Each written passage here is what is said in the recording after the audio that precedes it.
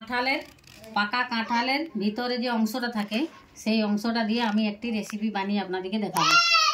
এইটা যখন ইঁচড় থাকে তখন কিন্তু আমরা খাই, ইঁচড় একটু বাদ দিয়ে থাকে। আর এটা পাকা কাঁঠালের ভিতরে যে অংশটা, এইটা আপনারা খেয়েছেন কি? আমি একটা রেসিপি বানিয়ে দেখাচ্ছি।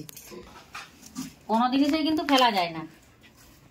এটা আমি সামান্য করে এটা চেঁচে পরিষ্কার করে নেব।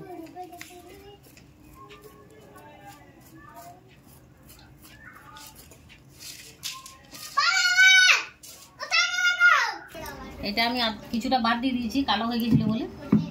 তো এটাকে আমি পরিষ্কার করে নিয়েছি। আনারসের মতন দেখুন আমি এটা গোল গোল করে কেটে নেব। এই যে ভিতরটা কিন্তু নরম, দিয়ে দিলাম ওটাতে।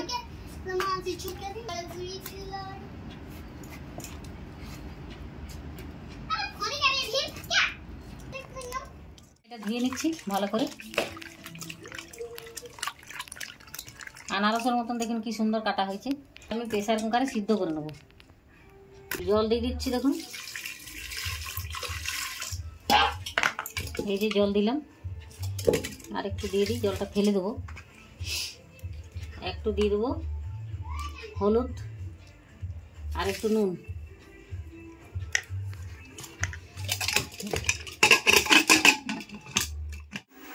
একদম সিদ্ধ হয়ে গেছে। আমি এটাকে এবার জলে, ঠান্ডা জলে ধুয়ে নেব।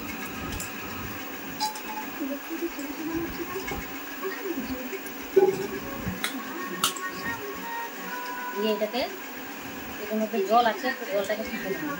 ভিতরে একটা অংশ এটাকে ফেলে দেবো।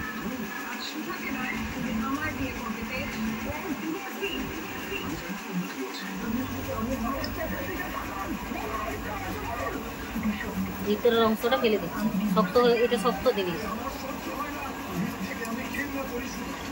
হাতে টিপে নিয়েছি। এবার এটার সঙ্গে দিয়ে দেবো কাঁচা পেঁয়াজ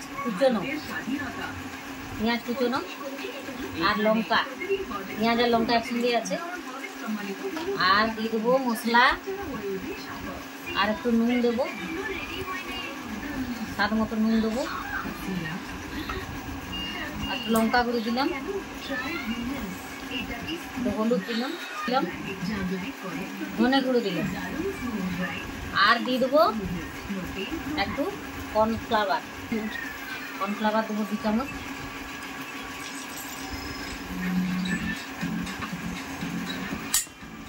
এরপরে দিয়ে দেবো দেখুন একটু বেসন।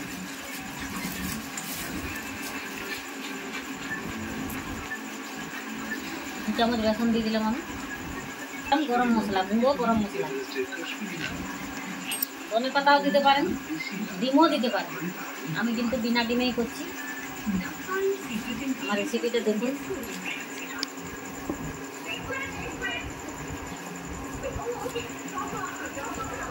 এই যে এটা মাখছি আমি, একটু জল লাগে। তো দেখুন এই যে মাখছি, কি সুন্দর মাখা হচ্ছে দেখুন।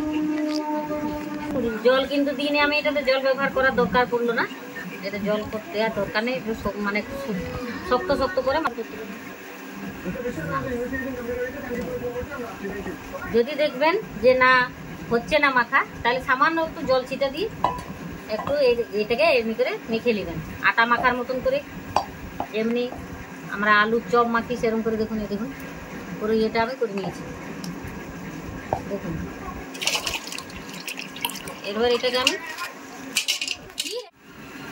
আমি এবারে জল হাত করে হোক তেল হাত করে হোক, আমি জল ব্যবহার করেছি।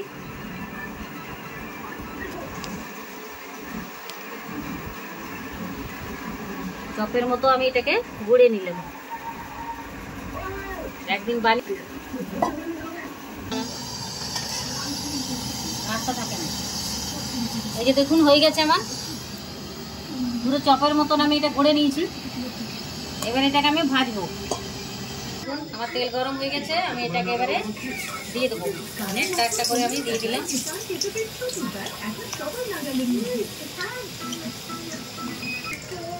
দেখুন কি সুন্দর উঠে যাচ্ছে, দেখুন পুরো চপ।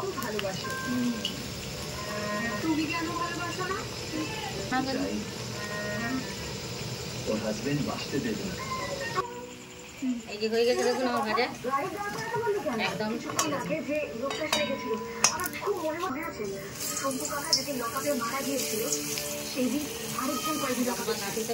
হয়ে গেছে কাঁঠালের চপ।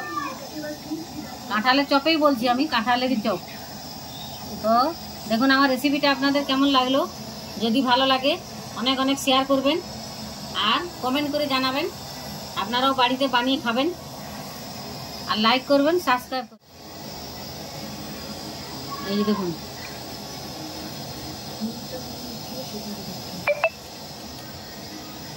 দাঁড়াও এখন।